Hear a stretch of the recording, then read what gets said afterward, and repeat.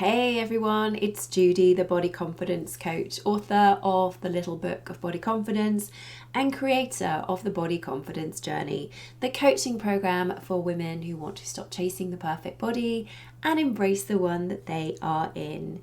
And welcome today to the first episode of Body Confident Friday in 2022. Now, I hope that you all had a great Christmas and New Year and you got to spend some time with those people that you love the most. Now, 2021, much like 2020, certainly wasn't a normal year. I think that's probably a bit of an understatement. And it really challenged all of us in a variety of different ways. And so as we enter 2022, there is still this feeling of uncertainty around. But if the global pandemic has taught us anything, it's that life is short and precious. And so we need to be grateful for what we already have in our lives today.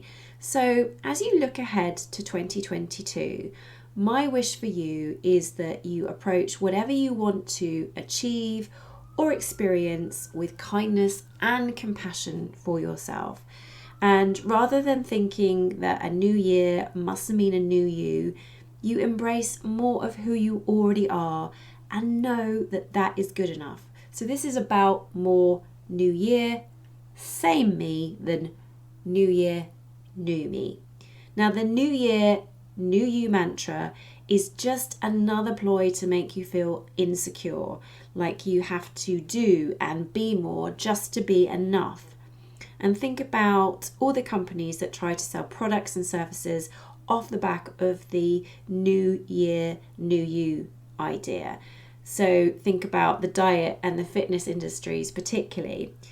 But when you start the year from a place of not feeling good enough, you're setting yourself up to feel even worse about yourself when you don't achieve the things that you feel you should.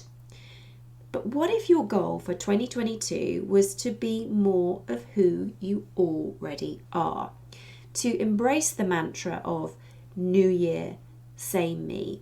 To truly stand for what you want and believe in, rather than following all the usual resolutions for the new year like losing weight, getting super fit, earning, achieving, and consuming more. And rather than focusing on what you perceive you lack, you decided to focus on your strengths, your talents, and what you loved. And what if instead of following the crowd and clinging to the usual goals, you honestly asked yourself what you most want and need? Now, I am not suggesting that you don't stretch or challenge yourself. Rather, I'm suggesting that you make sure that whatever you're pursuing in 2022 is about you, rather than what culture, media, or family are projecting onto you. Now, just to give you an example from my own experience, for most of my 20s and 30s, I pursued goals that I thought were expected of me by my family, by society, and also the organisation that I worked for at the time. And it was really all about perfection, having a well-paid job, working on those weaknesses that my employer identified in my performance reviews, maintaining the right appearance, or whatever that is, and seeking out the perfect partner. Yet pursuing these goals really made me anything but happy, and all I succeeded in doing was taking myself further and further away from my true self until I reached a point where I really had no idea who I was anymore. And it wasn't until I took an honest look at where my strengths lie, what I love to do, and what made me genuinely happy and fulfilled that I started to reconnect with the true me. So embracing who I already was made me happier than striving to be someone that I wasn't. So this involved no striving, no hustle, no weight loss goals in sight, just me. And having gratitude for all that I already was and focusing on what came naturally to me was a revelation. Yet, I'll admit, at the same time, it felt alien to be content with myself and to do things that felt good and in flow for me. And the reason for that is that our culture doesn't encourage you to be yourself. In fact, it doesn't encourage you just to be.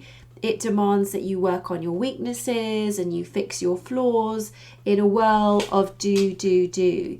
Yet no matter how much you do or how hard you try, it is impossible to reach all the standards that are set for you by society, family, employers, or yourself.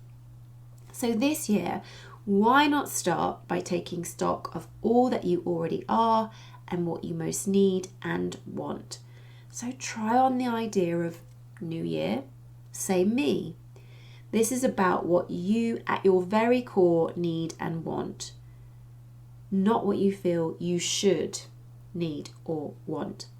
So to help you embrace more of who you already are in the coming year and focus on what will make you happy and fulfilled, I've got some coaching questions for you. So grab a pen and paper and write these down. So the first question to ask yourself, what do others most value about me? Now, if you struggle with this, and you're not alone if you do struggle with this question, ask your partner if you have one, or a good friend who you really trust. Secondly, ask yourself, what do I love to do? And so this is about the tasks or activities that perhaps come easily to you. And reflect on what percentage of your time do you spend on these things that you love and that you find in flow for you. The third question, when do you feel most alive? So what brings you the greatest sense of contentment? And again, how much time are you devoting to these things? Then ask, how can you bring more of what you love and what you're good at into your life if they're not already a big chunk of your time? And then the last question to ask is, what do you most want to be or do over the next year? Really try to tune into your wants and needs. And if you notice the words should or ought creeping in, these are not your wants or needs. They're coming from somewhere or someone else. Now, I hope that you find these questions insightful as you think about the year ahead and what you most need and want. So what will your version of New Year, Same Me look like? Please leave me a comment below wherever you are listening. So that's it. That's all I've got for you for this episode of Body Confident Friday. Thank you so much for listening, and I hope to catch you next time.